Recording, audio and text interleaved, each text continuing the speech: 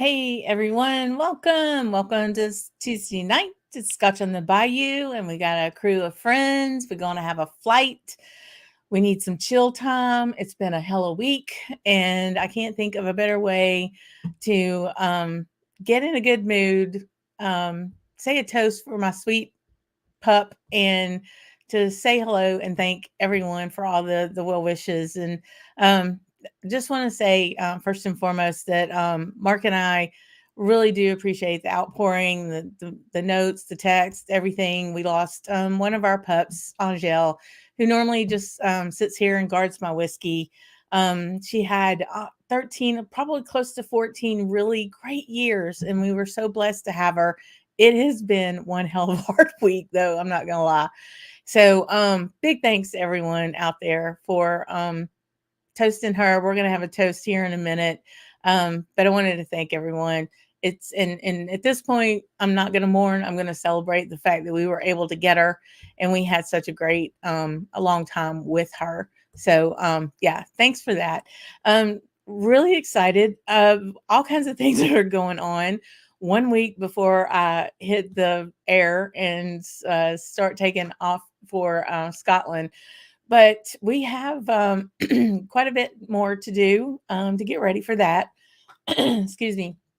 So, what I wanted to do tonight is just to kind of chill out, not worry about packing and plans and things like that, and just sit back with some drams and go through some of those samples and be able to enjoy that. And last week, I was able to see Jennifer over in Houston, and we were like, yes, this is what we need to do. And um, you'll hear all about that in just a minute when I bring on Jennifer and Chad. But let's see who all is in tonight and say hello. I know Kathy popped in early. She can stay, but well, hopefully she'll check on the replay. Thanks so much, friend. I really appreciate it. And take a look at all those folks like Jim here, Kim Reddick. Anyone who's got that gator sign is one of those camp drummers, and I really do appreciate all that support. It's a really big deal. So thanks, cheers, Slanja, y'all, and all that. Hey, Jimmy Jazz, good to see you. Might have some things tucked back into that cabinet somewhere. I bet you do. I bet we all have um, those samples sitting around that I have a lot of them. I've categorized them even. I'm over 100 at this point, and I've got like a bevy of them I need to add to my spreadsheet so I know what I have. But yeah, those samples, what do you do with them? Drink your sample. So if you post any of what you're doing tonight, and yes, Martin, I'm looking at you, Ski Franco, hashtag drink your samples. Tag it with that because I love then going back to that hashtag and seeing everyone and seeing what samples that they have. So yeah, awesome. Good morning, Andrew. Sent you an email. Looking forward to seeing you. Thank you for being up in the wee hours, and a big sludgy y'all from our West Coast, Scott. Hey there, Gregor. Time for a dram. Be sure to check out. Oh my gosh, the latest Dram Face podcast. If you want to, I cackled like a hen sitting on eggs. It was a riot. Um, but yeah, hey, Mike's in. Good to see you too. And here's George, hey friend, and there's Whiskey Franco and Four Leaf Whiskey. Oh my goodness, she's been doing some really cool stuff lately. If you have, check her channel out for all things Irish for sure. Thanks, George. I appreciate it. I think anybody who's lost a pet, who's like a member of the family, understands, hard choices that you have to make. And it's funny, I heard the term yesterday, soul dog. And I think that's what Angel was kind of like my soul. She was like my dog. So she she was very timid unless she wanted to eat, and by God, you can get your ass up and go get her food. But otherwise, she was a pretty timid, docile pup for being a Catahoula.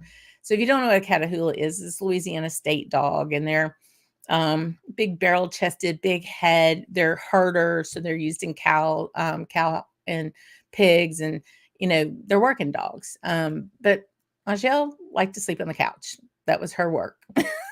So that's how I'm gonna remember her. So yeah, awesome to see everybody. So George can't have any. I guess he's not drinking tonight, so he is he's taking the night off for whiskey, so he's nominating Jimmy Jazz and the Whiskey Franco to have a dram. I believe he will do that. I think they'll take up that chore and do that for sure. And hey, from Oklahoma, bet y'all are excited. Yeah, great seeing you. Hey, Sugar Kitty, good to see you, friend. Thanks for being here. And then how come the Utah Jazz can't return their nickname to New Orleans? I've never understood that either. So the Utah Jazz basketball moved out to Utah. Why weren't they the, I don't know, Mountaineers or something instead of, keeping the Jazz? I've never understood that. Never understood. So, hey, Donner, great to see you. Still at work. Thank you, friend. I appreciate that. I really, really do. So tonight we're going to do another flight with friends. I'm going to give y'all fair warning. Odds are some of y'all or all of y'all will end up on this type of segment at some point because I love how the community's growing and coming together, and we're learning so much from everyone. And, you've all met Jennifer before. She and I met through the Isla Whiskey Academy. We remained great friends. I convinced her, let's go to Canada in January, knowing that we were going to be on the West Coast and it was okay. We had the best time at the Victoria Whisky Festival.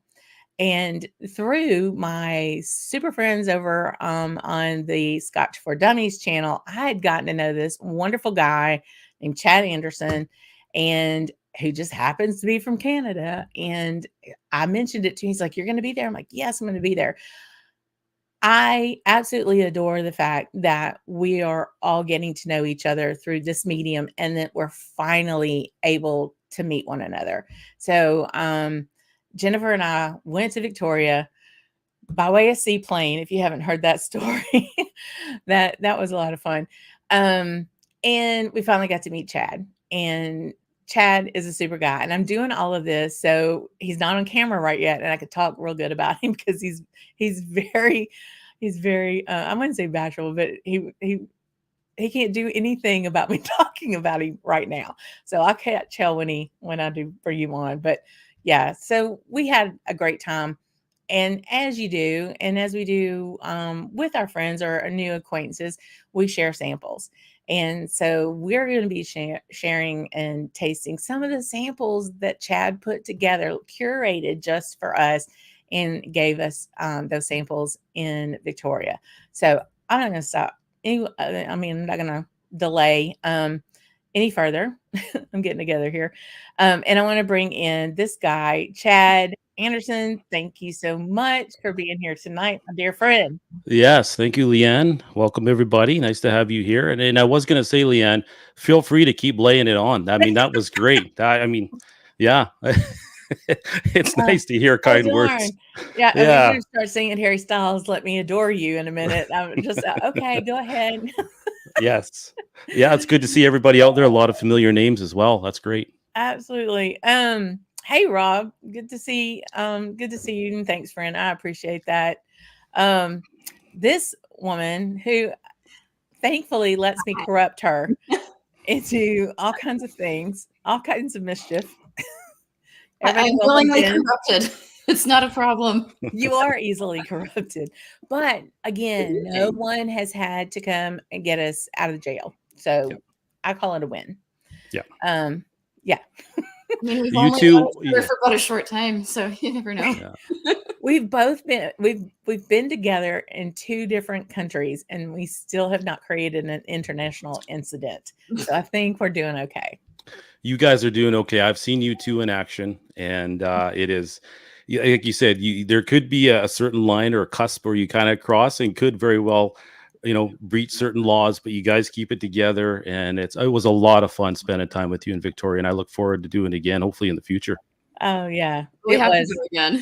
It was so much fun, and your bevy of guys, all your buds. Yeah, you have to give all the buds a big hello from us. Yeah, they say hi. They loved hanging out with you guys as well. It was a lot of fun. They were great, awesome. So, you gave us when you were, I was like, oh, Chad's got some samples. And then you presented 7 samples to us. Plus you gave me a bottle that I'm still squandering over here. That was amazing. We were at a disadvantage on our transport because at the last minute we figured out there were no ferries going from Seattle to Victoria.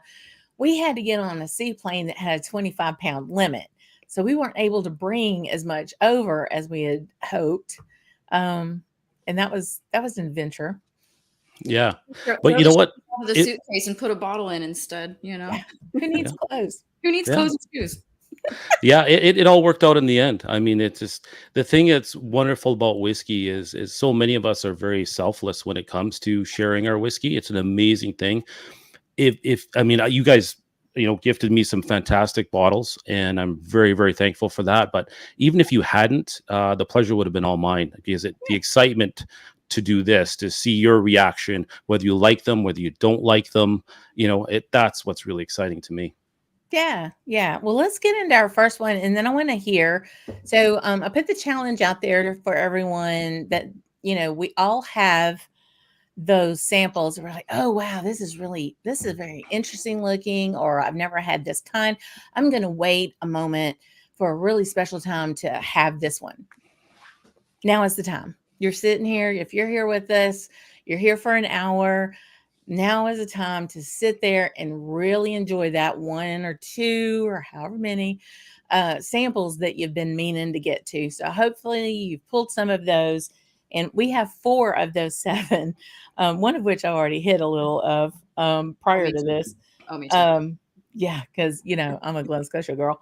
But walk us through this first one. So what's our first one? And for those, go ahead. I was just going to say on the thumbnail, those are the actual ones we're going through in order. So if you want to follow through on that.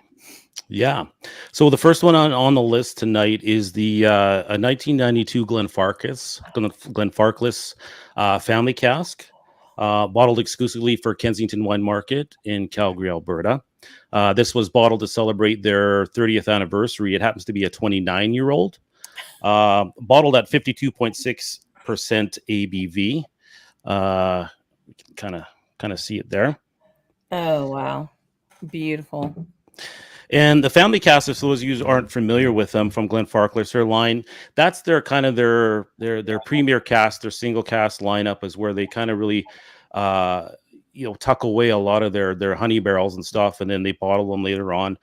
There's been some amazing family casks over the years, obviously, but I think there's been a real change now where those big dark sherry bombs are getting harder to find because the collectors are just snapping them up. So what you're left with is, and I have an example up there, is a 93 KWM, or actually no, it's just a 93 Glenfarclas family cask, but it's from a 4th fill barrel, and it's very pale, very light, and people just passed it over because it wasn't that typical deep sherry note that they're used to with Glenfarclas. So they passed it over. I picked it up, and it is fantastic. So there are some gems to be had at a decent price. So this one here, and I talk a lot about Andrew Ferguson. Like I said, he's had a long history of bottling Glenfarclas for his store. I think so he's the owner of Kensington Wine Market, for those who don't know about that gem. Yeah. And this is actually, I believe, his 8th Glenfarclas that he's bottled. And the time that he's been there. Yeah. And so he's established such a great relationship with the family there and George Grant.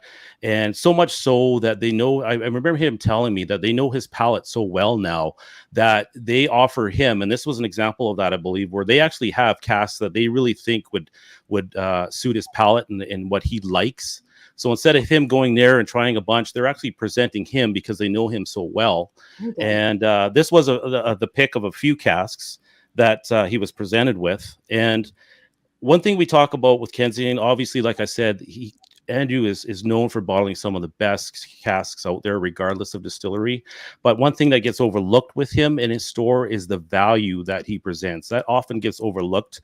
Now, value, of course, is very relative, especially up here in Canada, where we pay enormously high prices for whiskey. But this one, for example, this was when it first came out was $600 Canadian. It was actually recently on sale for I think 540-ish. Since then, it's gone back up to the 600. But for here anyway in Canada, for example, your standard Glenfarclas 30, that's bottled at 43%, not cask strength like this one, Right. runs anywhere from $800 to $1,000 here in Canada.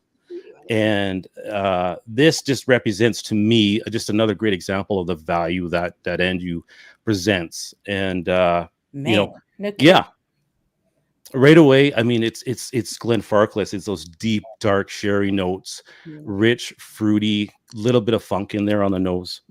Yeah, definitely the funk.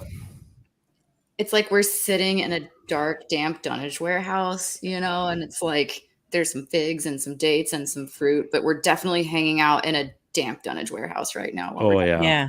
Just dang. And it's got a slight chill in the air. And I mean, yeah, almost cozy. Like you're trying to get cozy with this. There's that deep dankness that we talked about, but there's also a certain freshness to it, right? A certain vibrancy to it. Yeah. That's both of them are kind of The playing fruit with each is other. bright, is vibrant on it. Yeah. A little bit of cocoa, maybe a little bit of cocoa powder on there. Oh, hey Martin, good to see you in here. And Michael, I don't know. We'll come back to that. I love this. Gregor's like, who knew Chad could be so eloquent and impassioned, and he barely says a word on the Patreon's after show for the dummies. Yeah. There's some drams in the boy, and you wouldn't believe how good and eloquent he gets. Yeah. Oh, exactly. Yeah. Well, I would say the eloquence quickly fades away into oblivion, but I do become a little more social and vocal, like a lot of us. Sure. And one of the things that Andrew will tell you about his store is he's typically not the lowest price in town, but he's certainly not gouging his customers in any way, shape, or form. But I think what makes his store so special, among many things, is the fact that his staff there, especially on the whiskey side, even if you're not dealing with Andrew, if you're dealing with Evan, and if you're dealing with Kurt, they're both so knowledgeable, like all three of them together, that and they've come to know my palate as well. They'll recommend things easily for me, and more often than not, I will just dive right in because I trust them and they know my palate. So that's very important for a lot of us along our whiskey journeys, to have those people, whether it's friends or whether it's people that are working in a store, have those relationships where they know you so well that they can offer things up that might surprise you or genuinely, intrigue you and you might enjoy quite a bit. That's a quality shop if everybody on staff is able to do that. That's no easy feat. That tells you that their prerogative is the customer first kind of thing. Yeah, and Andrew Ferguson, he's pretty much looks after the Scotch side of things. Evan will do, he handles the SMWS tastings there as well as handling some of the bourbon and American whiskey side of things. Kurt, I believe, sits somewhere in the middle. His knowledge on both sides works very well. Really, really great store. I can't say enough good about them. And I think the wine side as well, from what I've heard, the people he has there working on the wine side of things are very knowledgeable as well. And that's something you don't get in a lot of stores. This is true. He was very, as for someone, that kind of has that big of a business going, he was very personable when we met him. Very nice. I sat next to him at the Compass Box tasting, and I was trying not to read over his arm. He was doing his tasting notes on Orchard House. Orchard House. It was like, so what do you think about it? But he was super nice. Yeah. Yeah. Oh, y'all. So on the palate, this one, I don't think to me, it's not drinking at 52.6. It drinks very well. I think I'm not getting a ton of alcohol heat off it, but I mean, by all means, I know Andrew typically, likes to bottle things at or near cask strength if he can. Sometimes it's not possible, but I know he wants to avoid those 40%, which he calls accountant strength, basically is what he calls it, 40%. And this one, I think, drinks quite well. It's super dry on the finish. Yes, it is. Oh yeah. But like tobacco and bittersweet chocolate. Mm-hmm. Yeah, it's amazing how the promise on the nose of those sweet, dark, rich, juicy fruits kind of just does a 180 on that finish as it dries out Yeah, and that sweetness fades. 29. So I put a few drops of water I did too. on it just because I wanted to see. It's at neat. It is so it's not so much viscous as I just feel like it's thick. Yeah, Like it's yeah, almost like syrup. I mean, it's very concentrated. I think maybe is what I'm trying to go for. yeah. Not in texture, but just like potency, I guess. And not ABV potency, because I'm right with you on that. It does not drink 52, Hmm. which could be dangerous. But on with water, I get a lot more of the burnt sugar on the nose. Mm. Yeah, that's a great note. Uh, well, you know, we like our creme brulee down here. See too, and I like it up here as well. Jen, what's your take on this one? Well, I mean, mine's almost empty, so I think I like it. Good. No, I do. I love.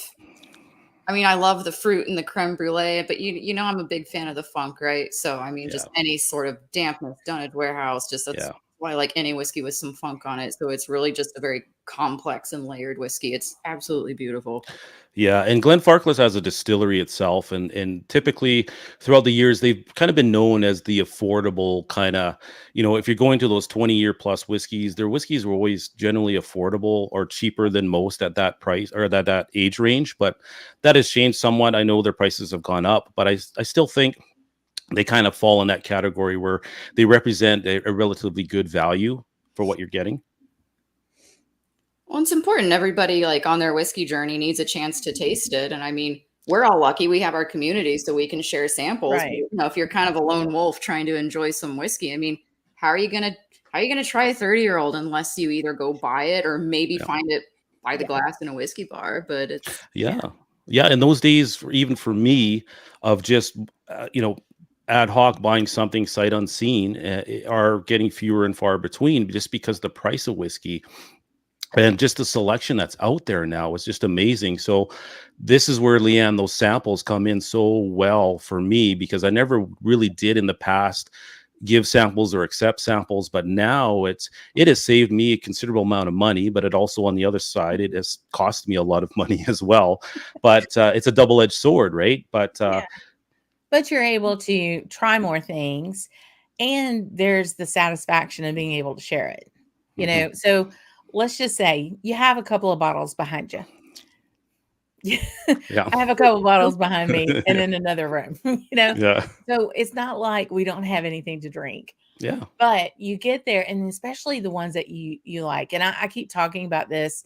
The first person I shared that Brooklighty Turnery project with was Jennifer. Yeah. She was having a whiskey event with her group. I came over with Precious. I mean, like clutched to my bosom. It was just like, oh my gosh, that bottle was so fabulous. And I was like, who of all people can appreciate this? These Yeah. people can appreciate this. Yeah. And it just at the end of the bottle, and I do have like one, I think I have a 4-ounce sample left, tucked back into my sample cabinet. But 19 people got to have some of that. It was a lottery bottle. Spent way the hell too much money on it. But I had to share it, and 19 people got to taste it. It's special. And that to me was as much fun as being able to have it myself, just about, I gotta say. Yeah. And it happens a lot because people tend to want to be nice, and if you give them a sample, they try it and they genuinely don't like it, a lot of times they'll just kind of fudge the way through and say they like it. But I love it when they're being honest, and I tell them, I said, you know what, they're like, oh, I'm sorry, I don't really like it. I'm like, oh, why are you apologizing to me? I didn't make it, so what do I care? Yeah. And So that's, we all, I mean, just as we like different styles of things, different types of music, different foods, whatever, that's going to transfer through our whiskey. So Yeah. you don't have to like everything everybody else likes. You not liking it doesn't make it bad, though. And I think, and I say you in generalities, this one wasn't very good. You preferred something else. Yeah. It's kind of one of those things, right? Yeah. So Jimmy Jazz is having a sample from a friend in Bristol, England, and a tasting he did with Sugar Kitty. He pays payment for muling a Scapa for him. That that's nice. Turnabout fair play and all of that. Very, very nice. Yeah, and Scapa Distillery, it's a distillery that gets often overlooked. It really does. And I've had good and bad experiences with it. I think some of the bottles that you get actually at the distillery, I've had a couple of those, and those have been amazing. Oh goodness. Finish on this is so lengthy. I'm like some of the fresh fruit circling back, and then there's like that sweet tobacco, like a pipe tobacco is kind of. It's just really, like lingering finish. It's it is one of those that sadly we're kind of getting fewer and fewer of these type of just old solid sherry note whiskeys. A lot of them being seasoned sherry casks nowadays, which can work quite well. But if you're in the mood for those deep dark, like you said, Jen, those Dunwich warehouse kind of notes and things like that a lot of those older sherry casks will give you the sulfur tobacco, and they're getting harder to find. So Matt Arnold, hello, glad you're here with us. Hello, Matt Arnold. Thoughts on Fireball? So I think some folks have already shared their thoughts on Fireball. There's a time and place for everything. Absolutely. And if you like Fireball, if anybody likes Fireball. What, Jennifer? I said he's a fellow wine steward I work with. Welcome, Matt. Thank you for joining. Well, thanks for coming. I guess you can hang out here even if you drink Fireball. We'll let you in. Absolutely. Absolutely. Just because you like something that I may not like, it's all groovy. It's fine. Fireball makes a shit ton of money. Drinking it. That's okay. Yeah. And drinking it or keeping from out of my stash of the stuff I like to drink. It's all good. Yeah. We frequently go camping with a certain couple, and she's not a big drinker at all. And she sees me drinking whiskey every time we're out and about camping together. But she loves her Fireball. That's what she loves, and she will drink me under the table when we're drinking Fireball. She's just found that taste for it, and she enjoys it, and it's just works. I know that Crown does a lot of the flavored whiskeys and stuff too, and there's a peach one, and I drink peach tea. I absolutely love peach tea. The idea of a hot as hell August afternoon in Louisiana with iced tea with some of that peach in it, hell yeah, for a highball all day. Yeah. I'm not going to be pouring Bunnahabhain 18 in my iced tea on an August afternoon. Time and place for everything, right? But there's a place for that peach Crown, and that's in a really hot day and some iced tea and a hell of a lot of ice. Yeah. Absolutely. Hey, Trooper, good to see you. Working on a drill ship today, so no drams for you at the moment, but you'll have to catch up later. Someone have a dram for Trooper as he tries to find us some more go juice in the Gulf. Yes. Sláinte, Trooper. That's it. That is. As drink what you want. Absolutely. Yeah. All day, every day. It is. I love this. Palates are so interesting, and what one person loves, another loathes. Isn't that in everything? Music, fashion, food, everything. Yeah. Comedy. Especially people who don't like something I do. Well, whatever. They just don't know you, dear. Yeah. That's cool. Okay. Well, my Glenfarclas is pretty much gone, and we're halfway through the hour. Yeah. Sorry. Yeah. Mine's gone too.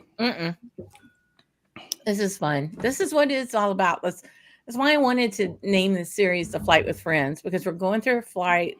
We're just friends. We're just chatting about it, and we're going to go from there. I'm excited about number 2. Me too, because I'm going to all of these distilleries. So the first one is Glenfarclas. My first week, Glenfarclas is on the Tuesday after I get there. So yeah. Our next one is Two is bow, Yeah. bow, bow, bow, bow, bow, spring So bow. number 2 is it's the All About Springbank Facebook group. So they're obviously a bunch of people on Facebook that absolutely love Springbank, like so many of us. So they managed to get their hand on a cask of Springbank. At the time, it actually, in this whiskey here, I'll preface by saying that it is a very divisive whiskey. There's very little gray area on this whiskey.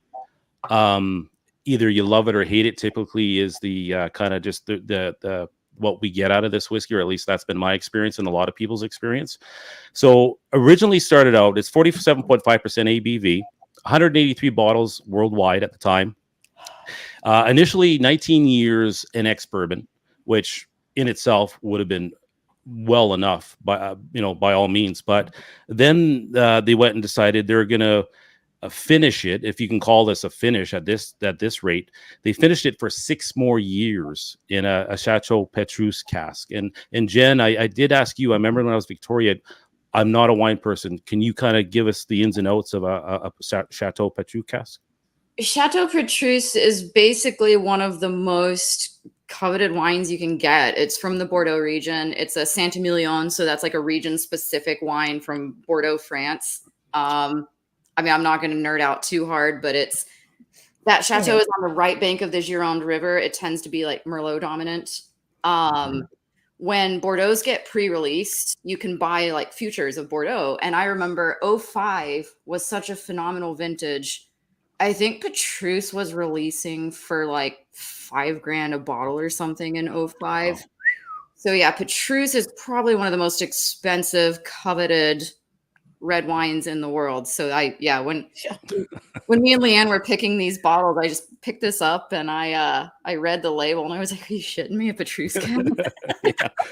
I didn't know. I just like, hey, yeah, that sounds cool. Yeah, it is. Yeah. So I don't have. So I gave you two the last of my bottle of this. That's how much I love you guys. For your sacrifice. So I don't actually have the bottle, but like, we gave you the info on that. It's easy to find. Just basically Google, IAAS 25 year. Yeah, Leon's got a picture of it. So there it is. There. Yeah. So in like I said, a very divisive whiskey. People are kind of just either love or hate it with this whiskey. Not many people down the middle. I think people very similar to the Springbank PX that we see now, the 10-year PX. People either really love it or they don't particularly like it because it loses some of that Springbank character, which I did find in the 10 PX, and which I did find in this one as well.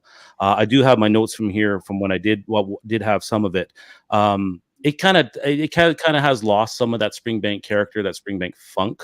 And to some people, when they want a Springbank, they want to taste Springbank, which makes sense. I don't know. What is your take on this one? Is the Springbank there, basically, is what I'm asking you to. Well, I sure got the funk straight out. I mean, I've had mine covered for a little bit, after I poured it.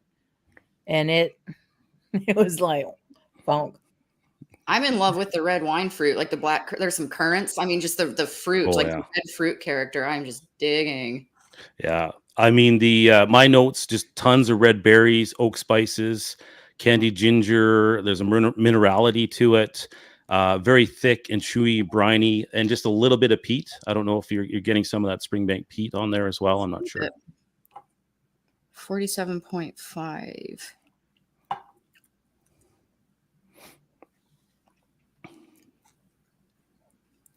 I get the Springbank on the finish.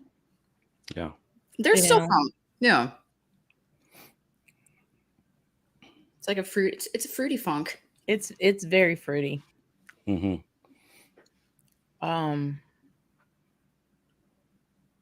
And pretty hot for 47. Yes, actually, I do remember that. Kind of being surprised by that ABV hit. Yeah. But that's probably a good bit, especially since it's in the center of the tongue. It's probably a good bit from that European oak, I'm guessing.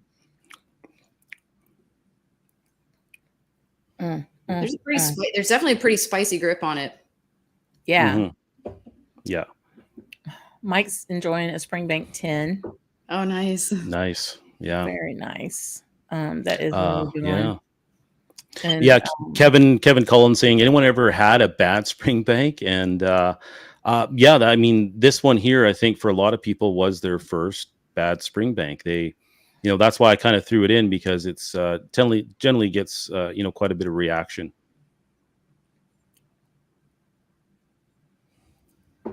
And how old is this one?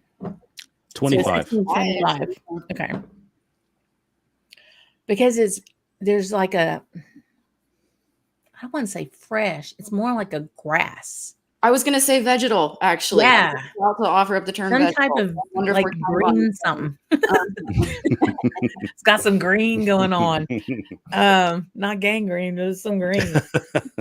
Let's hope not. I'm sure that's been a tasting note somewhere along the line, because we've all seen those kind of SMWS. Hey, Jen, Martin, y'all get on that next SMWS title with gangrene. Yeah. Gangrene and Band-Aids. It'll be some Lefroy. Yeah, but I just looked over at the chat and I saw I caught from the corner of my eye struck match and farts describing the tier 12. Yeah, and I'm holding back some snort laughs over that one. Yeah. I thought the match was supposed to take care of the fart. I burn all that off, right? I want to see that printed on an SMWS bottle. Struck Yeah. I do, and it's too bad when John Machine from the SMWS, when he did the tasting here in Kelowna for us, he did actually. We talked a little bit about the naming and things like that, like most people do. And he actually, you'd have to ask him, Lee Ann, when you go down there. He told a story about one of the names of one of the bottles that he had, which just blew him away that they put it on the label. And I unfortunately I can't remember. Maybe he might have told you. Yeah. It was something about condoms. Yeah. And I was like, really? Yeah. He talked about that at the Academy. And I was like, wait, what? Somebody actually put that on the Academy. Yeah. We were in the drams. It was. You're right. I think, Lee Ann, it did have condoms in it somehow. Yeah. I'm guessing somebody went by experience, but whatever. No judgment here. Michael, I'm right there with you. We are literally the same vintage, friend. That just means you got to find a 40-year-old whiskey to commemorate that, because we may not all gain wisdom as we age, but we can surely find some older whiskey. Mm-hmm. I wanted to buy at the Victoria Whisky Festival. I wanted to buy, because I'm going to turn 40 this summer, and I wanted to buy that Ben Romick 40. I was like, maybe I should treat myself. Then I saw the price tag and I was like, or I could pay rent for a month. Yeah. It wasn't that Jen didn't, because I was actually going to the Ben Romick tasting. I gave you my ticket, and I think, didn't they not pour the 40 there? Because I heard they were pouring the 40, and I gave it to you because, thank you. I've told you this many times before. I will continue to thank you for giving me your Ben Romick ticket, because that was a phenomenal tasting. Yeah. And it is great to know kind of, and there's always those rumors at tastings. I'm sure you guys been to, and some of you probably in chat, that what's under the table, the scuttlebutt goes around and people get excited for bottles, and, every year it's a different unicorn kind of thing. And yeah. Now, did Richard do that tasting as well? Oh yeah. I need to send him an email. Say, coming in hot. Yeah. Oh, you should. He is such a great guy. He's good. Yeah. I can't believe. Well, I can believe, but I mean, he's just so mild mannered and just so humble. And for somebody that's putting out a family that's putting out such great whiskey, he's so humble about it. For sure. So yeah, he really is just a lovely man. Mm-hmm. I'm like, the finish is almost astringent now. Mm-hmm. I didn't put any water on it at 47.5, but it's very different. I don't know that I'd have picked it out other than the nose at the very beginning as a spring bank. Mm-hmm. So I can see where some folks would have felt like it maybe strayed from its origin a bit. Yeah.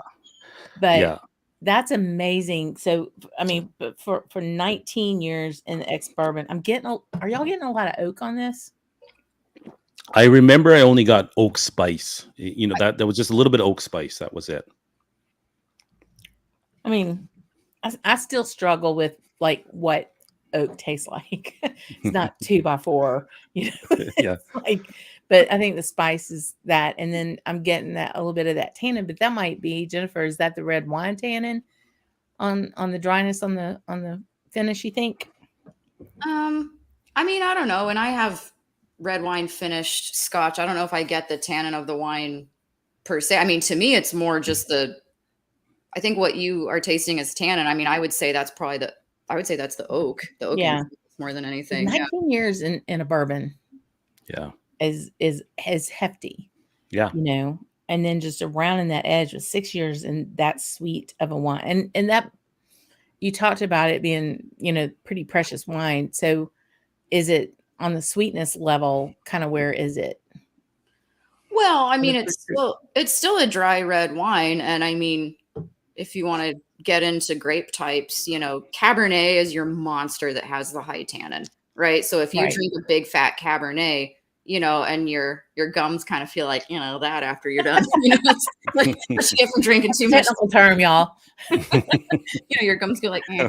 But I mean, Merlot is a far less tannic grape. Yeah. They're still powerful, muscular wines, but I mean, you get a lot more elegance and softness from a Merlot, honestly. Yeah. And Bordeaux's are blends, so it's going to have some variation of Merlot, Cab, and a couple other small varietals in there too. See, the knowledge that gets dropped here. I just absolutely love it. Yeah, I love it. Wine is also fun. If anyone needs a new hobby, pick up wine. It's real fun. Yes, yeah. And also can be expensive. Like, why can't I have a cheap hobby? I know. You know, people ask me. I mean, I have friends that are really into rum, really into wine, really into tequilas and mezcals, and they're like, "Oh, you should really get into this. This is amazing." And I'm like, I know it is, but my wife will kill me if I follow another hobby, even remotely as close as this. She will kill me. I know. So Mark's coming in here counting bottles. I'm like, no, boo, no be counting bottles. You got a boat. I got bottles. Yes. Yeah. Yeah. Okay, let's move on to number 3. Yeah, number 3. This one here. So this is an SMWS bottle. This is 93.57. SMWS Canada, right? Yeah. There may have been. So with the SMWS, some bottles are exclusive to each particular chapter. Sometimes they share it throughout the entire or several chapters. I'm not sure if this one made its way to the US or in the UK. For those of you in chat that are familiar with it and maybe know, just put it up in chat whether or not it did make its way out. But this is Yo Ho Ho and a bottle of this. It is a 21-year-old, actually, for 93, obviously, is a Glen Scotia. That's why I picked this one, Lee Ann. I know you very familiar, as we've seen with your SMWS blind tastings, very familiar with Glen Scotia, sickeningly familiar with it, which you did a fantastic job there. Bottled at 58.3% ABV, distilled in March of 1992.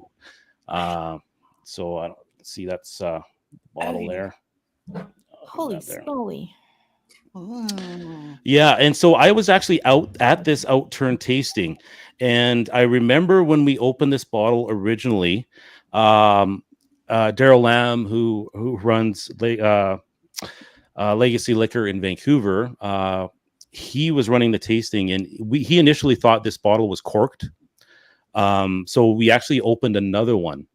And we found that no, it wasn't corked. It was just whatever it was that's in there made him think it was corked. Now, I'm not a wine drinker, so I'm not exactly sure. I kind of have an idea of what a corked whiskey or wine would taste like. But Jen, I don't know. Maybe there's some certain notes to a corked wine that are, maybe you're getting in this, maybe you're not getting in this.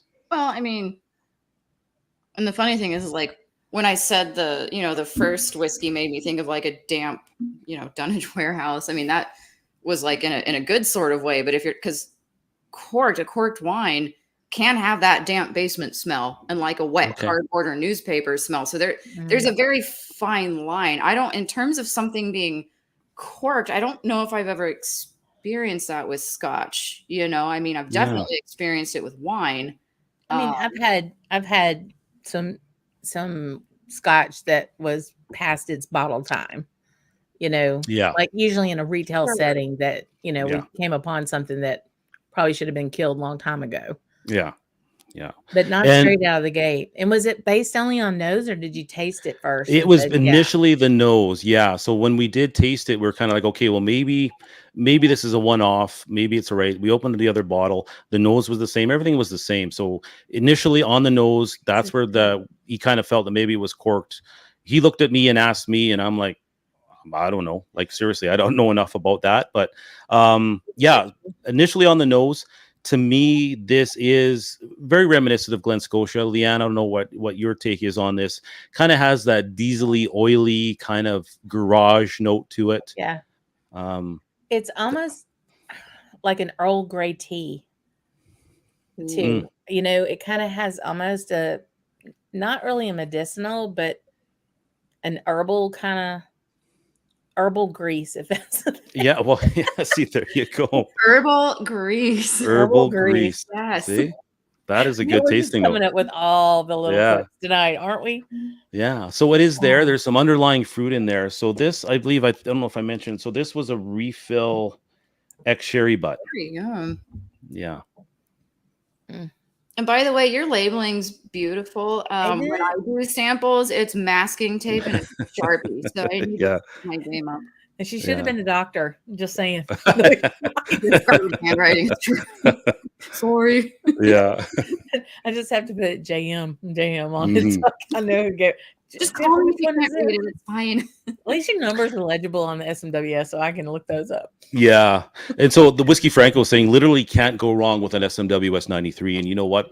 For more often than not, that is exactly true. I actually had last night a Glen Scotia that I had missed from the SMWS, and it was amazing as well. So, and you know, for a distillery and you know, for all the hype and all the love and all the demand that Springbank has, it could have been very easy for Glen Scotia. And it was at the beginning, I think, when all this hype was kind of going, you know, kind of building with Springbank. Glen Scotia was overlooked a lot. And certainly I know from past older expressions, they've battled with consistency. They've battled with quality a little bit. But it seems like 15 years ago, or at least whenever the new ownership took over there, it really made a turn. And now I think, you know, and rightfully so, it's also reaping the rewards of just this mad scramble to find Campbelltown whiskeys, because Glen Scotia is really putting out some top-notch stuff right now. Just really good stuff. They really are. I mean, they got tossed around like a lost patat. I mean, like a hot potato. They were just like, you get it, no, you get it. No, you want to buy it, no, you want to buy it. I mean, it was like open, close, open, close, open, close. And finally, the same group that's in there also owns Loch Lomond. You know, and you think about the avant-garde stuff they're doing and how far out they're doing and what all they're working on with the different stills and the different yeast strains, things like that at Loch Lomond. And then you have what they're doing at Glen Scotia. Some of the stuff, you know, so some of this was their reserves, right? If we're doing the math, they didn't own the group now, did not own it. That's not their spirit from their workings, but they had a stockpile of whiskey and they're doing some amazing things putting all that together. Yeah, they are. You look at Victoriana as well. Obviously, that's a fantastic put together whiskey for sure. Seatown funk you up. Yeah. So we are doing the warehouse dunnage tour, Mark and I at Glen Scotia. Yeah. I had actually I was going to sign up for the manager's tour. I didn't. Obviously, we talked about that. I was set to go to Scotland this July. For various reasons, that's not going to happen. But as a plus side, I guess I'm awarded the opportunity to go see the Scotch for Dummies, perhaps yourself, Lee Ann, and some great friends, which really, to me, as somebody who's quite introverted and has a lot of social anxiety, you would think it was the last thing you'd want to do. But when it comes to whiskey and whiskey only, for me, this is where I love being around like-minded people. It just, makes me feel good. And we practically know each other. That's the other thing I think is so great about it. I'm trying to figure out how to get there. Like coming back after 3 weeks in Scotland and saying, oh yeah, by the way, I need to go to Indy now. Which I do need to go to Indy. It's going to be interesting to try to do that. But in the way it worked out, the manager's tour wasn't going to be there. It wasn't available that day. Yeah. So, but we talked about Springbank just before this, and Mark's going to have his free day to do whatever he wants to around Countdown, and I'm going to do the barley to bottle. Yeah. On that one. So that one's going to be very interesting for sure. Yeah. Rob says that he is a big Scotia fan and is pouring the 18-year right now. Lovely. Yeah. I just, I like the smoke on Glen Scotia, and I'm picking it up on this as well. To me, is more char. It's not ashy. It's not sooty. It's not barbecue pit. Mm-hmm. To me, it's just like charcoal, like a deep char, and they're known for deeply charring. Like the Victoriana, those are super charred casks that they use, and I think you really pick that up in Scotias, where you get more of a, and the brine's slightly different. It's not too seaweedy. It's more salinity to me and minerality. You talked about that earlier. Yeah. And that's what I get off of Scotias. Yeah. There is a nice toasted, like kind of, you said like the heavy char on the barrel. There's a nice toasted, like just sweet backdrop to it. Mm-hmm. Yeah. Like you stuck your marshmallow in the campfire for a little too long. And they're just their standard double cask as an entry level, I think is fantastic. Yeah. I think that Glen Scotia double cask is really good. And for up here where we are, we can get it relatively cheap, speaking of course relative for us at about maybe $60 up here. Yeah. Yeah. So the sweetness on this is interesting. It's almost like a vanilla honey to me. Mm-hmm. It bloomed with water too. I've definitely added a little bit of water to this one. Water is Oh, I have a little scooch left. I have to kill this. Do it. Yeah. Dang it. It's whiskeys like these particular Glen Scotias. This one, the one I had last night, which was also an SMWS one. It really brings me back to that kind of note that a lot of people get, that garage floor, oily, diesely kind of flavors that you get from Glen Scotia. Yeah. Things just come fishy and funky. Fortune favors the brave. Fishy and funky. Yeah. Fishy, I haven't gotten fish too much. I will say our next whiskey, I do get fish, particularly smoked salmon off it. Very, very common, but not in Glen Scotia so much. So that's kind of cool. Do you remember 2 years ago at the Bastards Ball, how we have the bottle share? And I brought an SMWS. I can't for the life of me remember what the thing was called, but I do remember some of the main tasting notes on it. And I mean, it just got a lot of laughter from people. Some of the tasting notes were delicate cow pats. Not delicate. They threw delicate in there, so it smells like cow crap, but it's delicate cow crap. And also crushed aspirin. Like just some of the notes in this were absolutely bonkers, but it was delicious. Wow. Yeah. Mm. Yeah, we always, when we do tastings here, whether it's through my club there or other clubs here in the area, we will do actually kind of a competition where we'll have a tasting and you'll just pick an SNWS name for the bottle. Like you come up with your best name for it that kind of reflects back to the tasting notes you're getting, right? And so we have a lot of fun with that, coming up with all these names. I think I see a future Scotch on the Bayou episode happening with from Scotia. Oh, darn. A bottle name off, A bottle name off. Oh, we could so do that. Yeah. That would be a blast. Man, so outstanding. I always just find them very balanced. Yeah. They're not the peat is balanced. Sweet. They're not overly hot. They're not overly smoky. Just and this, golly, with water on it, the salinity on the finish. Mm-hmm. I need to check my sodium levels. Oh wow, that is salt. Yeah, you know what, Lee Ann, I think you absolutely nailed it for me. I think now that I really think about it, Glen Scotia is really well balanced. I think it is with all those. It's very easily for something in there to overpower it, whether it be the salinity, whether it be the peat or, that diesely Campbelltown funk, whatever it is. It's easy for that well, I don't know, maybe it is or is not easy, but many times we've seen certain particular nosing notes or tasting notes dominate the whiskey. But yeah, it works well in most of these Glen Scotias that I've had. Yeah.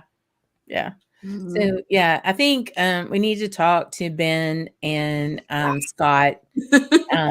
Talk to Robin and Kelly and John McShane and say you We need got to get you some side hustle money by naming the SMWS bottles for sure. Yeah, So Rob, George may tell you, but I'll tell you now. So the Scotch for Dummies are in Indiana, Indianapolis area, and they are having a celebration of their channel and a gathering in July. And so if you don't follow them, anyone and everyone on here, many of you do, but if you don't follow the Scotch for Dummies, they are dear, dear friends of mine. They are one of the main reasons I'm doing this, because they kept pushing me to do this. And so they're very giving. They're just four super guys that meet in the basement of one of their houses and do reviews. And they're just super, super great guys. Yeah. So check them out for sure. Man, this Scotia is getting gone. Look at my booty. I done drank mine. Yeah. Chad, dude, you're so generous. These are amazing. And those were like the perfect progression of like palate wise. Yeah, I think it was. It's working well. Yeah. Number 4. Yeah. Which has this one squealing and squirming in her seat left and right. Yeah, and this one's in there because of Jen, because I know her particular love of this distillery. So another SNWS offering. So this one is 33.122. And 33 is what? I heard tell it might be Ardbeg. It might be Ardbeg. May or may not be Ardbeg. Big, brooding, masculine, and intense. This is actually a 7-year-old Ardbeg. Which is interesting enough. First fill ex-bourbon, 59.7 ABV on that, distilled in February 2005 on that one. I'm impressed you still have the bottles.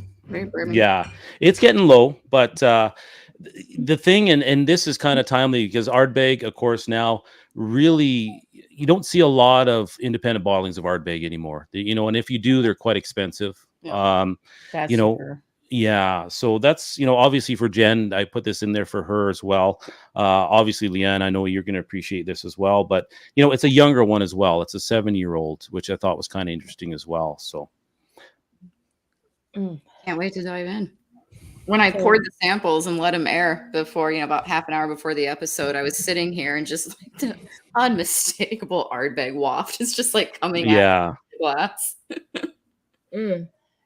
So Kevin's asking if you ever hear or getting a tasting note and you can't get anything else after that. Char is all I get now. Left out. So it's suggestion. The power of suggestion is amazing. Yeah. There was one. What was it? Oh, we were going through with Zach. Zach and I, we were doing the Balcones. And he said something about it being Dr. Pepper. And I was like, oh my God, that is so what that tastes like. What it was smell. I was like purity Dr. Pepper. Yeah. Could not run from it. So I will say, as this bottle has gone down in level, I think the peat has kind of, softened a little bit because I do. And of course, over the years, because this was a while ago when I had this, right? If we do the math, right? 2005 distilled in a 7-year-old, right? So yeah, this was bottled a while ago, and I was very early in my whiskey journey. So peat was very much I loved it, but it was an intense experience for me. Over the years, my tolerance has increased for it. I need to now really concentrate and say, okay, is there peat in this? For a lot of whiskeys, it's just where it's at now. Whereas obviously some people just, you could be in the next room and they'll smell it and taste it. They know. Well, Jen, since you're so familiar, like what would you say peat wise, level wise, is the peat on this as intense as you expect from a 7-year-old Ardbeg, or is it softer? Yeah, it dissipates. I mean, it's there, but it gives way to other secondary notes, in my opinion, anyway. Yeah. See, again, this is where the peat hits me and the intensity hits me is on the palate. The nose is quite soft for an Ardbeg for me. I agree. But really the big brooding, masculine and intense experience to me, as per the label, is on the palate. Yeah. I like sweating when I shut. Is there like a soft, how do I describe this? A soft, chalky, there's just some kind of like interesting component to the nose. Yeah. Almost like those Necco wafers or something like that. There's just a soft kind of chalky it's hard to describe, but it's like. Yeah, and you chalky for sure. Kind of like a smoky Pepto-Bismol, but not, it's just with the chalk. And there's another SMWS. Yeah, like it's a Rolade. It's there. The minerality's there. The salinity's there. I do get on this one that smoked salmon that I get on a lot of Ardbegs, that fishy smoked salmon note. Yeah, the that last part got me. The intense. Oh, it is. Oh, I love that. Yeah. You know it's good, folks, when you start smacking the smoke on the finish. You're like salmon. Yeah. Which this is a peat head's delight. Though it's not like hit you over the head, high ppm. It's just it's got some girth to it. It's got some substance to the peat, It does, and the intensity of flavors, and when this is like we've all heard Ralphie maybe say like more alcohol equals more flavor. I tend to think similarly, but a little bit different. Like more alcohol equals more opportunity for flavor.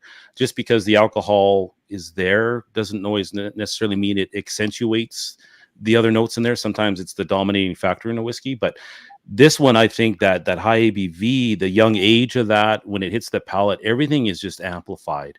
And like you said, Lee Ann, it's not the intensity of the peat or anything like that. It's just the intensity of the flavors that you're getting on your palate, for me anyway. I get that lemon off of the finish, but it's almost like there's a little soapiness to it. I like that. Yeah. Yeah. So on that finish, it just grabs the back of my throat. I can feel it just clinging on. But then as the finish kind of lingers and goes on, that moves from the back from my throat up to the front of my mouth, which is kind of interesting as well. It doesn't just stay there. Yeah. It's very it's like invaded all parts of your mouth. It has. And I actually don't remember this one. I don't want to sound like we're being off color here, but I'm just saying, whiskey's an amazing thing. Yeah. And the diversity of flavors, like you take from the Glenfarclas, right? Pour some more of this. Down to this one, like you say, it was actually a pretty good progression. And I like to say maybe I had some forethought and put some more, but really it was just like, what do you think they would like, right? I know what distilleries you like and stuff like that, but it actually worked out well, I think, as far as just the progression of flavors. Yeah. So Kevin's pouring an Ardbeg 19 and says our notes are on point. Yeah. Ardbeg is like you mentioned, you don't see too many independent bottlings of Ardbeg. I mean, they hold on to their stuff, and they don't produce mass quantities, right? I mean, even they've now doubled their still house, but none of that whiskey's ready. Yeah, because all that happened in 2019, 2020. Well, no, we were there in 2019. So 2020, 2021, production ramped up. We're not going to see that whiskey for a good long while, right? Yeah. So they don't have a lot of it. So it's pretty precious. So to be able to get some of it and this be 7 years old. So, I mean, SMWS got it relatively recent. It's not like it's a 20-year-old Ardbeg. Yeah. So even that is really interesting. Youth and peat go hand in hand, like peas and carrots, right? Yeah. And I think that's one of those things that youth can not necessarily be masked, but it complements well with peat. This is very nice, very balanced too. I know I feel like I've said that too much tonight, but it's just the ride is not smooth if all the spokes in the wheel are not the same, right? So Mhm. if you've got a nice balance, the experience is going to be smoother. It's going to be nicer. It's more enjoyable. Yeah. And speaking of samples, because we're talking about samples and sharing samples, this is Ardbeg itself is a great example for me personally. How, and I think we talked about a little bit on the pre-show kind of thing, where Wee Beastie is a great example for Yeah. me, where I was just immediately drawn to that whiskey and was going to buy that, but every experience that I've had of that whiskey has been through samples, so it made me hesitate a little bit more about actually, going out and buying it, even though it's relatively inexpensive, for an Ardbeg. But that's what's great about samples now is it can really, kind of calm your FOMO, right? And I had that. I had that with Blue Spot. I was desperately trying to get some Blue Spot, and Pierre, through this Scotch Dummies, my buddy out in Quebec, he did just send me a sample of that, and when I had it, it calmed that FOMO enough to where it's like, you know what, I can wait for this. When it gets here, it gets here, and I'll buy it. Because then you have an idea of like where it is in your internal pecking order of buys. It's like, oh, okay, now I know what I've been missing. I can file that away, and I'll know if I happen upon it, I can pull the trigger if I want to. Otherwise, I had it. It's okay. Yeah, and that's what I'm like with Wee Beastie. Yeah, same. Michael Hassler saying the same thing. I wasn't overly enamored with it, although I've heard people say that it does get better for them. But Jen, I'm interested in, because you do know Ardbeg so well, your thoughts on this Ardbeg. I mean, what's especially jumping out at me is the fact that it's first fill ex bourbon. I mean, it's just there is so much bourbon sweetness on this. So you've got the layers like the chalky, the fishy, just those classic Ardbeg notes. But I mean, I am getting such tremendous like first fill bourbon sweetness on it as well. Yeah, that is a great reminder, because that was, I mentioned that, but that was overlooked. But that, you're absolutely right. Yeah. That first fill is really bringing in that sweetness. Yeah. So when you put this up against like an Ardbeg 10, right? That's not going to be first fill. Those are refills. Yeah. And there's all the difference in the world. Because on the nose, I put a little bit of water, and the vanilla blooms like mad on the nose. Yeah. On the finish too. Like, and it can take a fair, I'm just adding a couple drops at a time. It can take a fair bit of water too. Yeah. Yeah. So 59.7. Yeah. So Rob, you have an independent bottling of Ardbeg. Which one is that? Like which bottler is that? Because I know it's tough to find those things. If you can, that's a big one. We did. I actually have been. I actually, through friends that I know, we tasted a 10-year-old bottled in 77 or 78. It was a 10-year-old Ardbeg official bottling, and I will tell you that the peat on that particular bottle was much more subdued than what we see today in Ardbeg. I don't know if that is typical of the time back then, or if that was kind of a one-off, but that's the most striking difference that I found. Was the 10 bottled in the 70s was much different than what we see today as far as peat level. Interesting. I know when we were up at Victoria, we were in a party after it was all over that got real fun real fast, and got to experience some other epic bottles that especially through the generosity of Andrew and people bringing different things, of course. And Jennifer and I are there with our Texas whiskey going, y'all can't get this up here, have some of this, have some Andalusian and some Balcones, and which was also very well received, because a lot of folks can't taste that. I am taking, let me divert for a moment, but I'm taking 3 bottles to Scotland next week. I'm taking the JT Mellick Baton Rouge Bourbon Society Baton Rouge pick, which is a 100% rice mash bill whiskey. And it's really good. I mean, y'all know bourbon's not my thing, but man, this is really pretty tasty.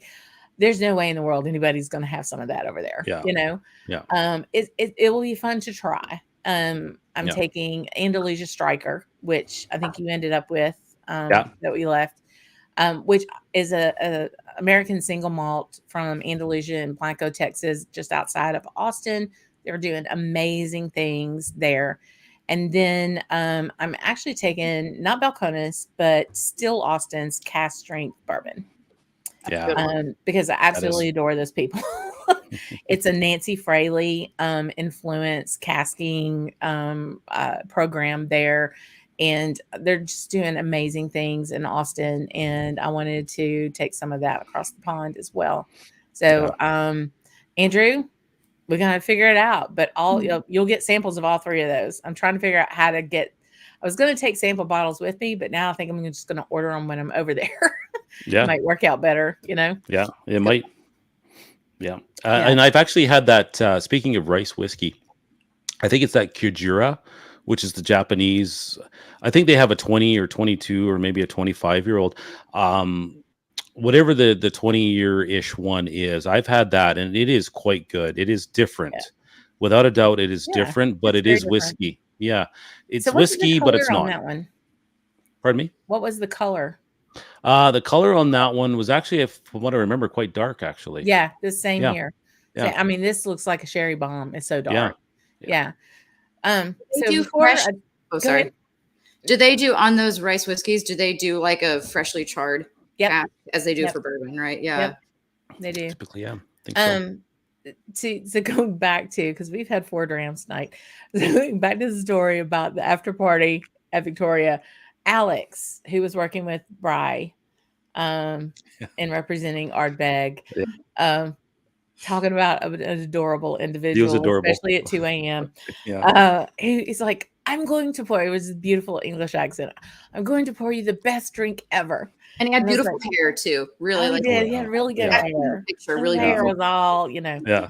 And he was just dapper, you know. Yeah. As Dapper somebody who man. doesn't have hair, I immediately wanted to hate him, but I couldn't because he was. Do that. He's a I very wanted to good guy. scream if he heard I Yeah. said I called him Yeah. cute. He's a very good guy. He's a super guy. He's Yeah. very suave. Okay. And he poured his favorite drink, which was Wee Beastie and Canadian dry ginger ale. Yeah. Oh, And damn it, that shit was good. Yeah. Yeah. Especially at 2 a.m. with cold McDonald's hamburgers. It was awesome. Oh, there were hamburgers. That's right. Yeah. Somebody went and got I hamburgers. was like, who went through the drive-thru and got 45 McDonald's cheeseburgers? Thank you, This is by the way. awesome. Yeah. Yeah. So Martin Fielder, thank you very much. He says he's going to bring me a sample of Andalusia Striker to Indy. I actually do have we will your make that Andalusia. happen. Yeah. Yeah. Looking forward to meeting you, Martin. That's going to be great.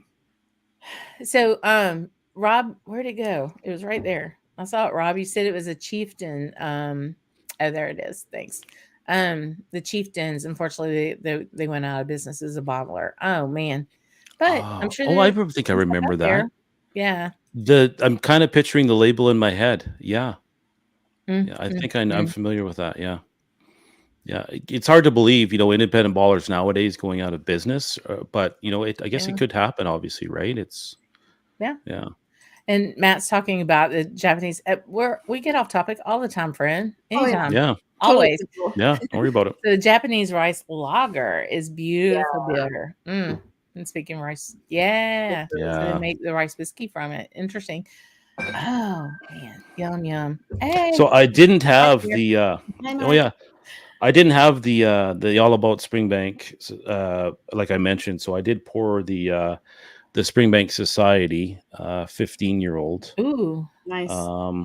In a refill bourbon hogshead finished in Madeira hogshead. Yeah. So Martin, was it you that said you were a sucker for anything in Madeira? I'm trying to remember last week. And when he mentioned that, I specifically knew I had some sort of Springbank Society in Madeira, and of course, your few whiskeys in, I completely missed it. So this is it, Martin. That's the one I meant to grab. Oh man, I am not washing any of these glasses tonight. Yeah. Yes. I want them all to dry out, and I want to smell all of them when I get up at 6 o'clock. Yeah, well, I mean that's round one. You know, when we all have a chance to get together again, because I was like, there are so many that I wanted to share. So I've already got round two in the pipe. You know what I want to Oh my gosh. give you guys. So Well, yeah, between the two of us, we can legally bring back 14 bottles. yes, And it is going to be. I'm so looking forward to seeing your content, Leon. It's going to be oh, fun. It's going to be amazing. Yeah. it's definitely proving out to be one hell of a trip. I mean, I'm always the go big or go home kind of girl, Yeah. I was like, well, while we're there, we might as well do this, I know. I'm like, you kept early in the whole trip planning stage. It was just this kind of, like most of our trips is you've been there before. You know enough now that a lot of people tend to want to cram everything all at once. Yeah. And, Roy will tell you, Aquavite, he'll tell you that maybe that's not the best way to go. It's to kind of give yourself a little space, a little time. You don't have to see and do everything at once. Right. And it started off very much like that, but you were smart enough to know, you know what, I don't want to fit this into 1 week. It's going to be 2, and then 2 went into 3. So it's still going to be, spread out, but it's still going to be busy. I had to definitely pare back on some things to to make sure that I just wasn't gonna, because you do too much of that, you're defeating the purpose of going in the first place. Mm-hmm. You have to. So I killed a couple darlings. The first darling I had to kill was going all the way up to Wick to Old Pulteney. That's okay, because the person here who's very corruptible, that person, she's going to end up going with me to Old Pulteney, and then we're going to go to the show, and we're going to go up to Orkney after that. Oh. And then the other was Aaron, and that one was easy in the sense that they're working on the distillery and it's closed at the moment. So that was a no-brainer. It's like, well, I'll catch up next time for sure. Jimmy Jazz, oh dear friend, thank you so much. Calling it a night, have an awesome time around Scotland. I will. I know you just got back. They're a little something. Oh, sweet, because I'm probably going to need it for the bag of speed when I have to check 2 things instead of one. Yeah, cheers, Jimmy Jazz. Always awesome to have Jimmy Jazz on. Thank you so much. He's such a wealth of knowledge. I mean, everybody is. That's the thing I love so much about everybody sharing what they know. I mean, for Jennifer, being able to soak up all her wine knowledge on everything, and being able to tap into specific things, especially like the things that you get access through the Kensington Wine Market and the tastings that you do. And I think that's something not everybody understands or always knows about. You see names in the chat and they seem to know a lot about, but people don't know that you do tastings for people and that you for groups, and you've got a couple of whiskey clubs that you help run. It is. Yeah. We have a club in Penticton, which is about 45 minutes away. We have 130 members. We typically get anywhere from 80 to 100 people per tasting. Wow. So it's been around since 2001. I'm a member of certain clubs in Kelowna as well. I was Rob and Kelly Carpenter. They actually, from SMWS Canada, they actually just decided they wanted to expand tastings into Kelowna and have a store represent them. And so the only thing they were lacking is they had the store, but they didn't have anybody to host the tastings. And they were kind enough. I kind of put my name forward, but we did a trial run. And the next day they said, you know what, 100% sure you're the right fit for the job. So I host the SMWS tastings as of now here in Kelowna. That's fantastic. It's a huge honor. Yeah, huge honor. I've been a member for 10 years. I can't, the amount of love and absolute, just awe that I have for Rob and Kelly, and you've met them, Jen and Lee Ann. They are fantastic. Friday after I get there, I'm meeting them at Holyrood. So I'm stoked, and I think we would have gotten more mischief if they weren't heading back to Calgary the next day.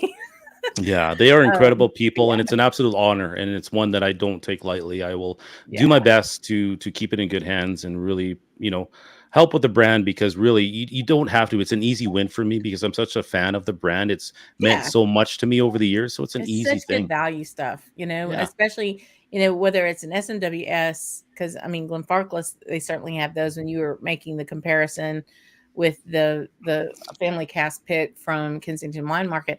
I find, the bottles are pricey, but you get what you pay for. I Yeah. really have not had a terribly disappointing whiskey. I've had ones that were like, Yeah. and it had to work its way into what it needed to be, Yeah. as any bottle that I could have bought from any other source. So, Yeah. yeah, well, Yeah. that's fantastic. Yeah, thank you, everybody in chat. Yeah, I'm very excited. It's good. That's a big deal. And we mentioned, funny you mentioned that, Leanne, because we were last week on the Scots for Dummies. We were talking about those whiskeys that took time, that eventually you were kind of like on the fence about or didn't like, that eventually came around. Yeah. And I know you're a Bruichladdich fan, Jen as well. Love your Bruichladdich. And the one for me, and I had that night, was the 16-year-old Bruichladdich in bourbon cask. And when I first had that, I thought, you know what? I just can't Was it the get Port into it. Charlotte 16 Nope, or just the no? straight Bruichladdich 16 bourbon cask. Hmm. And I had it the weekend before. I had it that night, and I have to tell you, it is night and day. It is amazing. Really good. Yeah.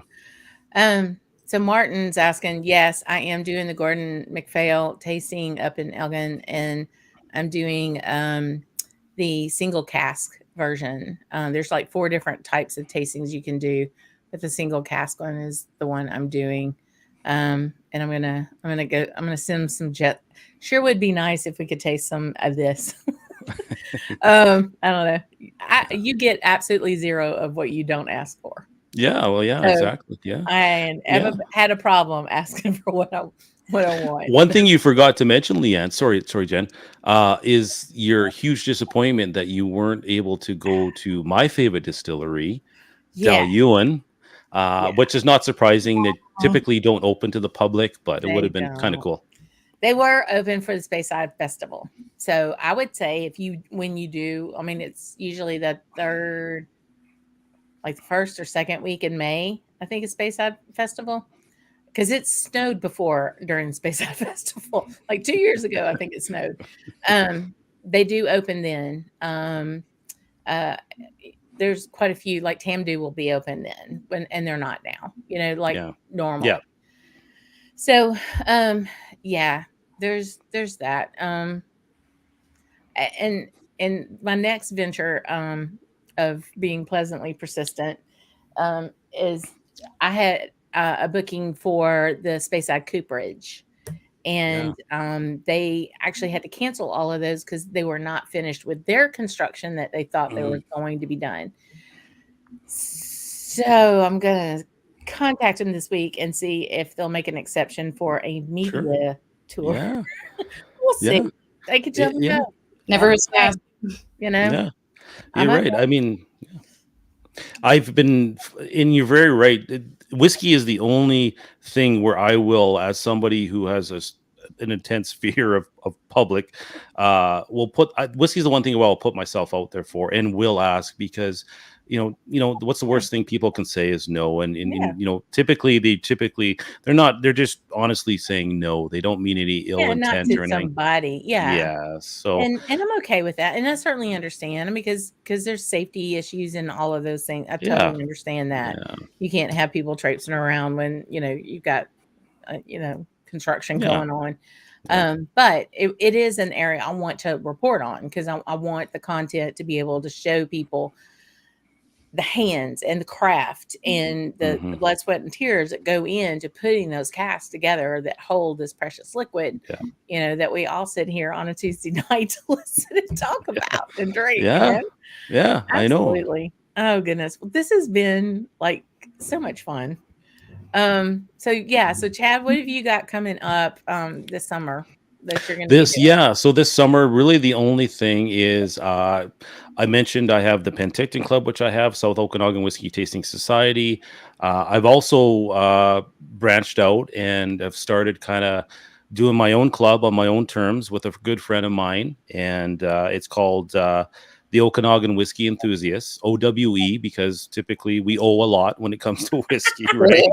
So, That's great. yeah, so I'm looking to get that kicked off the ground, and it's really going to be what I envision a whiskey club being. And my buddy Claude, you've both met? Yeah. Yeah. He started a Kelowna club. He's now ready to kind of move on, and he's put that in good hands. And he and I want to start up something, and we're looking to have our first tasting next month. That's awesome. Yes, Yeah. I remember Claude's face when we were doing that blind. Yeah. And I looked at it and said, "This is Brooke Lottie." And he was like, no way. Yeah. I was like, "No, this is Brooke Lottie." It's like, what? Yeah. How? I know you're that good. I know. I don't know about that. I was not lucky. Oh, and then Jennifer, you've got all kinds of things going on. I get to see. So last week, I had to go to the western side of the state of Louisiana to do work, and I was like, well, I'm this close, and there was this Scottish man named Louis Capaldi who was playing his last North American tour in Houston, and I was like, hey, Jen. Guess who's going to Houston? Guess where you're going to be going? You're going to a concert. Oh, that's my favorite part. It was not like, do you want to go? It's like, hey, we're going to go see Louis Capaldi on May 11th. I was like, all right, let's do it. Like, all right. Like, yeah, okay. That's great that you guys have that kind of relationship. Yeah. I love it. I don't know. She's here tonight, so I'm guessing I'm still hanging around. Absolutely.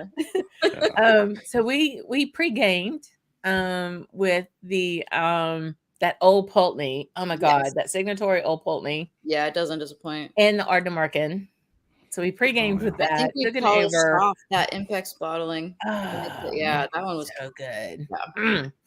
And then we get there, and it's like they're making margaritas, and they've got this kind of fancy cocktail at the venue, and then this and that. And I'm like, oh hell no, we're gonna go see a Glaswegian sing his guts out and just like rip your heart out with his songs. His songs are not lightweight. They're like, oh yeah. So what did we tell everybody what we drank? Well, we pointed to a wee bottle up on the fourth shelf, and we said, I was like, that's a Glenmorangie. I know that's Glenmorangie. Thinking it was the 10. Yeah, dude gets out his book. He's got like a binder of prices, so he looks through, and he brings it up, and he smacks it down on the counter, and it's an 18. It's an 18. Oh, yeah. We're like, well, why not? Yeah. We drank Glenmo 18 doubles out of plastic cups and listened to a very pasty ginger from Glasgow singing gut-wrenching, heart-breaking songs. Yeah. I've been there with those cheap plastic cups where the whiskey kind of eventually eats through the plastic. Oh, we drank it too fast. Oh, did you? Okay, yeah. I've been Speaking of creme brulee. Oh my gosh, that 18 was lovely. It was great. It was a lot of fun. So of course we had to take a picture and send it to Bri up there in Canada, who's the Glenmo rep. But yeah, so we had a great time. So yeah, we're gonna do that. I'm gonna see you. I'm gonna come back over there for your birthday. You got all kinds of things happening. There's things happening. Yeah. Yeah. But this was wonderful, y'all. This is just fit my mood. This is exactly what I needed for this week. Everybody's been so sweet. Thanks again to all the Camp Drammers and everybody for the support and the cheering along. I really do appreciate it. I wish in a way I am taking all of you all to Scotland with me. We're gonna have a hell of a good time. We're gonna have so much fun content. Be tuned. Make sure you're on Instagram for Scotch on the Bayou, because I'm going to be doing lives wherever I can get Wi-Fi and just kind of do impromptu things like that. And then still trying to do a show, and I'll get a better idea about time, but early afternoon, probably, well, actually mid-afternoon in the Central Time on the next 2 Tuesdays after I leave. So details about that later. But guys, thank y'all. You can hang around for just a bit in the back after. We'll say bye now. But thank you so much for being part of this. I really do appreciate it, guys. Yeah, it's absolutely an honor. Thank you, Lee Ann, for inviting me, and for the community as well. It's an honor to be a part of this community that you've built. And everybody in chat, I really, really appreciate it, and all the kind words and the advice and the recommendations, the insights. It's all fantastic. Thank you. Well, And it's hard not to watch the chat while it's going because it's fun. I love watching people's Yeah. right? I'm trying I not know. to, like, I'm trying to stay focused, but I love watching. I do too. The I'm chat. Yes. I'm like, like watching while we're talking. Yeah. Yes. I do. Chad, these were impeccable drams. you, These were Chad. just so No, the you're best welcome. generosity is much appreciated, friend.